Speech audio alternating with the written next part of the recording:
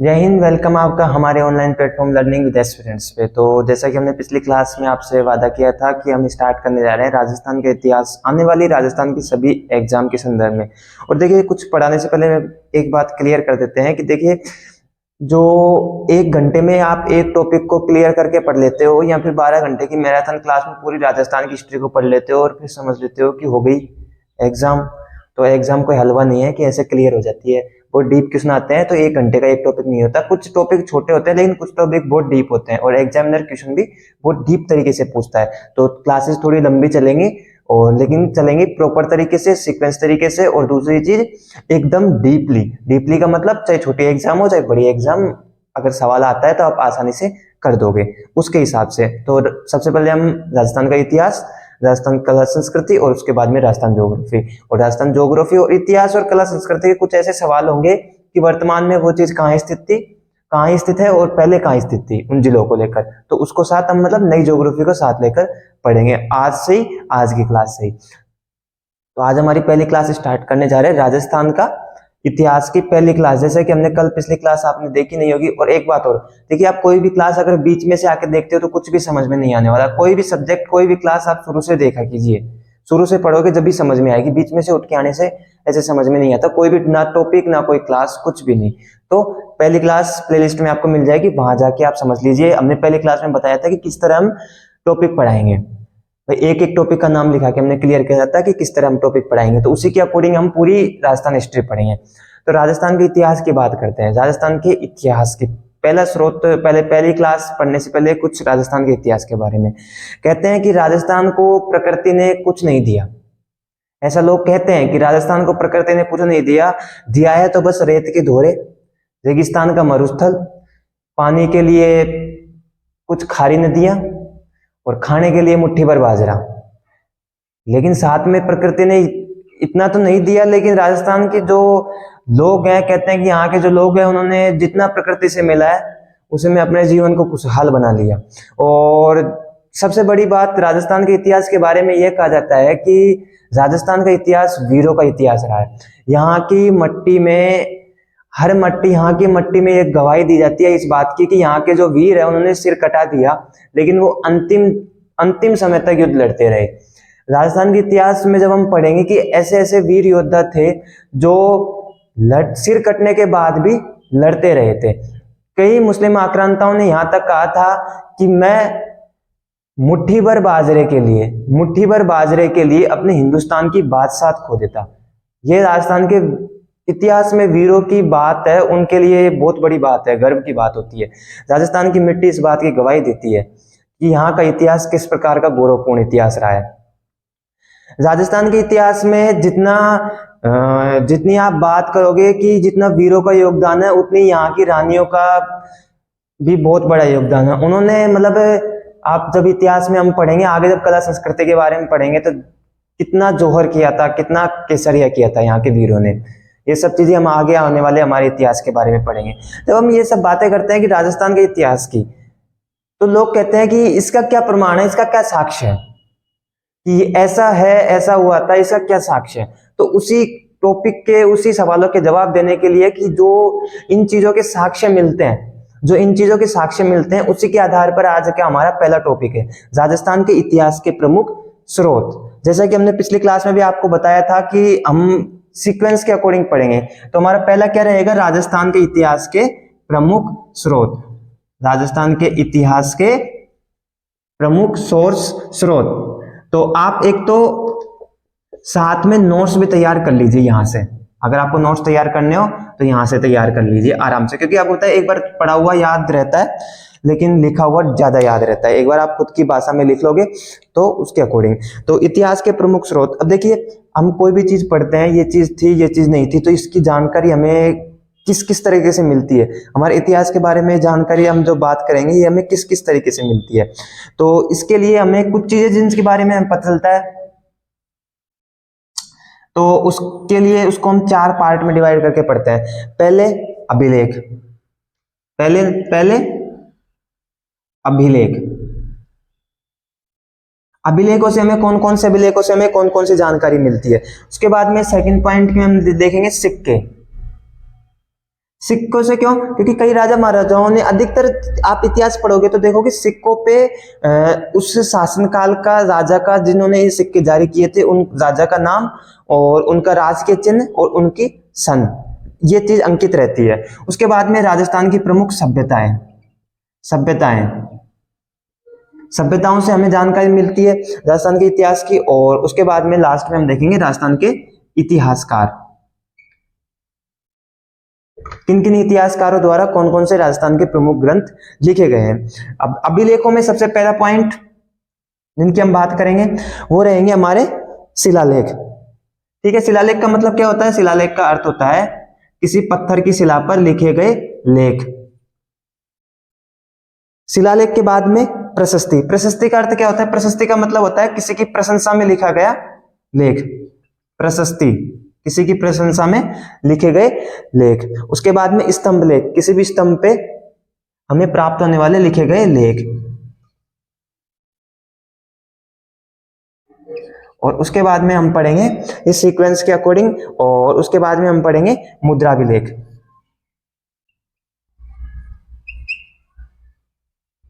मुद्राभिलेख और जो सिक्के हैं लगभग सेम ही है। ठीक है, वही बात है, मुद्राभिलेख, सिक्के। उसके बाद में हमारी सभ्यताओं का एक अलग से टॉपिक भी है और इसमें हम थोड़ी सभ्यताएं देखेंगे। और बाद में इतिहासकार, कला संस्कृति में भी इतिहास द्वारा लिखे गए ग्रंथ के बारे में।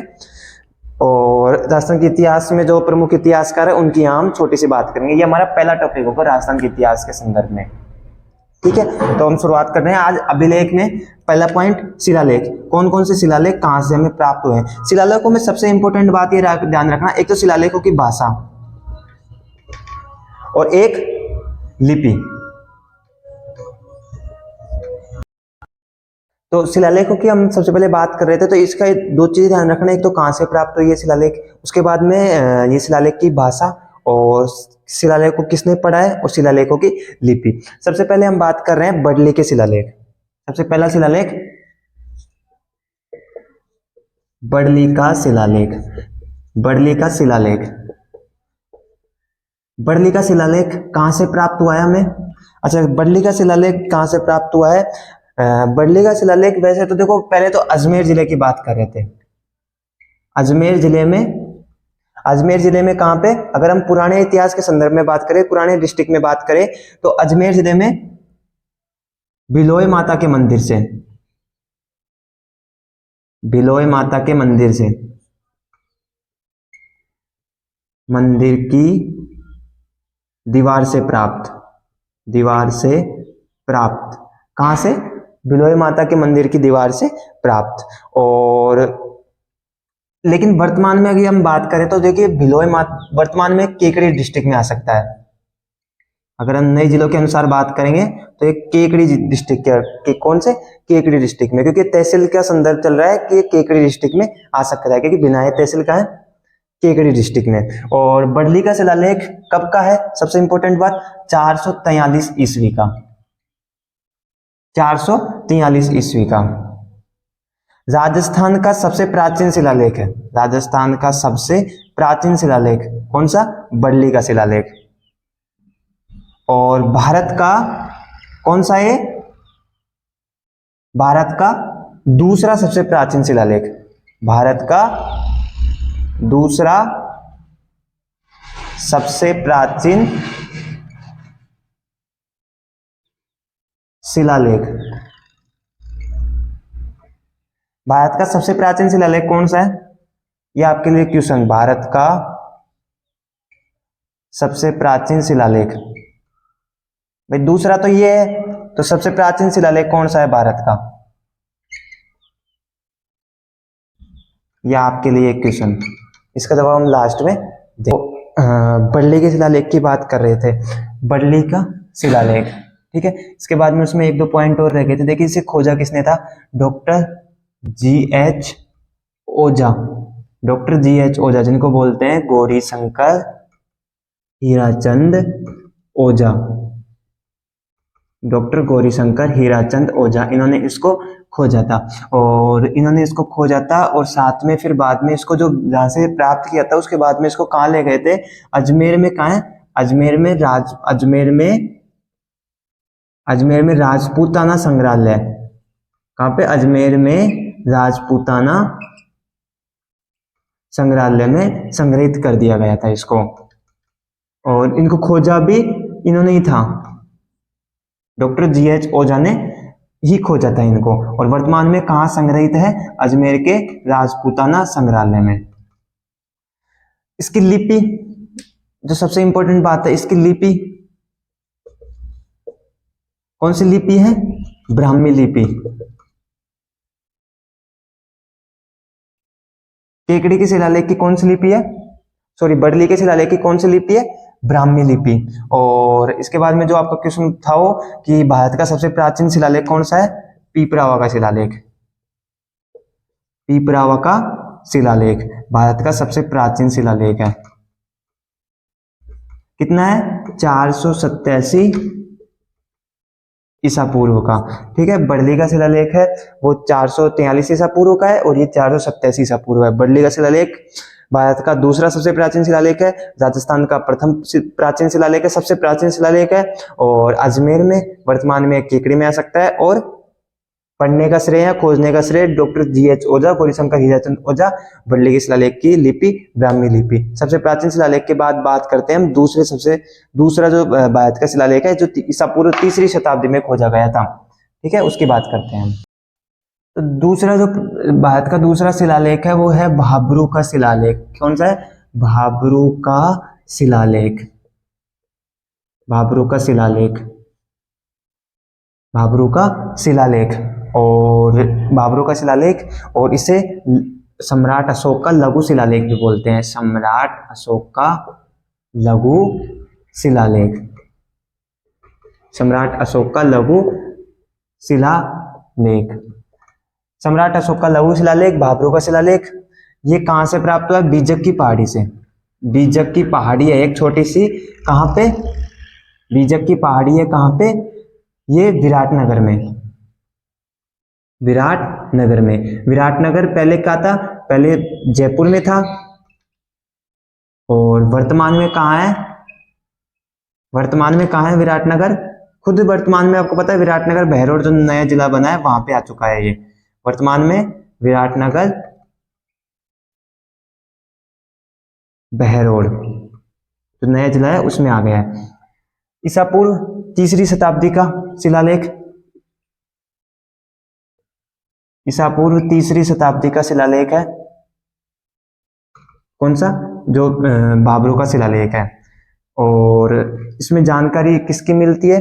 इसमें जानकारी मिलती है किसकी? जो सम्राट अशोक है उसकी जानकारी मिलती है। और इसको खोजा कब गया था? 1837 में। किसने? कैप्टन बर्ट ने। कैप्टन बर्ट ने इसे खोजा था। और 1840 में क्या हुआ था? 1840 में इसे कहाँ ले गए थे? इस शिलालेख को यहाँ से काटकर कहाँ ले गए थे? बंगाल के रॉयल एशियाटिक सोसाइटी में। 1840 में से यहाँ से काटकर कहाँ पे? बंगाल के रॉयल एशियाटिक सोसाइटी में इसे यहाँ से काटकर ले गए थे। सबसे पहले इसको पढ़ने का श्रेय किसको दिया जाता है? भाब्रू का शिलालेख है, सबसे पहले इसको पढ़ने का श्रेय किसको दिया जाता है? कैप्टन बर्ट ने तो खोजा था। और जो पढ़ने का श्रेय है, इसे पढ़ने का श्रेय जेम्स प्रिसेप। सबसे पहले इसको पढ़ने का श्रेय किसको देता है? जेम्स प्रिसेप को। और इसके बाद में इसमें जानकारी कौन सी मिलती है? किसके बारे में? सम्राट अशोक की। तो इसमें जानकारी मिलती है सम्राट अशोक को किसका शासक सम्राट अशोक को कहाँ का शासक बताया गया है इस शिलालेख में। या फिर हम बोले सम्राट अशोक को कहाँ का? मगध का। सम्राट अशोक को मगध का शासक की जानकारी किस शिलालेख में मिलती है? आपको पता है सम्राट अशोक के बहुत से शिलालेखों में इसकी अधिकतर जानकारी इसके शिलालेखों में मिलती है। सम्राट अशोक को मगध का, कहाँ का? मगध का शासक बताया गया है। मगध का शासक बताया। इसके बाद में एक जानकारी और है सम्राट अशोक के बारे में। अशोक को बौद्ध धर्म का अनुयायी बताया गया है इस शिलालेख में। बौद्ध धर्म का अनुयायी बताया है। कौन से शिलालेख में? भाब्रू के शिलालेख जो बीजक की पहाड़ी से प्राप्त हुआ है, वर्तमान में विराटनगर बहरोड में है। ईसा पूर्व 3री शताब्दी का है। 1837 में कैप्टन बट ने खोजा था और जेम्स प्रिंसेप ने इसको पढ़ा था। 1840 में से यहाँ से काटकर कहाँ ट्रांसफर कर दिया, बंगाल की रॉयल एशियाटिक सोसाइटी में। सम्राट अशोक को मगध का शासक जिस शिलालेख में बताया गया है वो है भाबरू का शिलालेख, और उसके बाद में बौद्ध धर्म का अनुयायी। और इसके बारे में और जो जानकारी मिलती है भाबरू के शिलालेख से, और जो जानकारी प्राप्त होती है, और साथ में देखिए जो भाबरू का शिलालेख है उसमें एक चीज और है, राजस्थान में जो मौर्य शासकों ने शासन किया था ना, राजस्थान में मौर्य शासकों के शासन का परिणाम जो प्रमाण मिलता है, मौर्य शासकों के शासन का प्रमाण मिलता है, वो इसी शिलालेख से मिलता है। एक तो इससे एक जानकारी ये और प्राप्त होती है। और इसके बाद में जो बौद्ध धर्म के त्रिरत्न है, बौद्ध धर्म के त्रिरत्न कौन कौन से हैं? बौद्ध धर्म के त्रिरत्न कौन कौन से हैं? एक तो बुद्ध, धम्म और एक संघ। बौद्ध धर्म के त्रिरत्न कौन कौन से हैं? बुद्ध, धम्म, संघ। इन तीनों की जानकारी किससे मिलती है? भाबरू के शिलालेख से। और इसके बाद में एक जो लास्ट पॉइंट मिला है कि जो सबसे इंपॉर्टेंट है, सम्राट अशोक ने, आपने सुना होगा सम्राट अशोक ने गो हत्या पर प्रतिबंध लगाया था। सम्राट अशोक ने गो हत्या पर प्रतिबंध लगाया था। एक बार क्वेश्चन भी आया था, सम्राट अशोक द्वारा गो हत्या पर प्रतिबंध लगाया गया है, यह जानकारी किस शिलालेख से प्राप्त होती है? तो यह किससे प्राप्त होती है?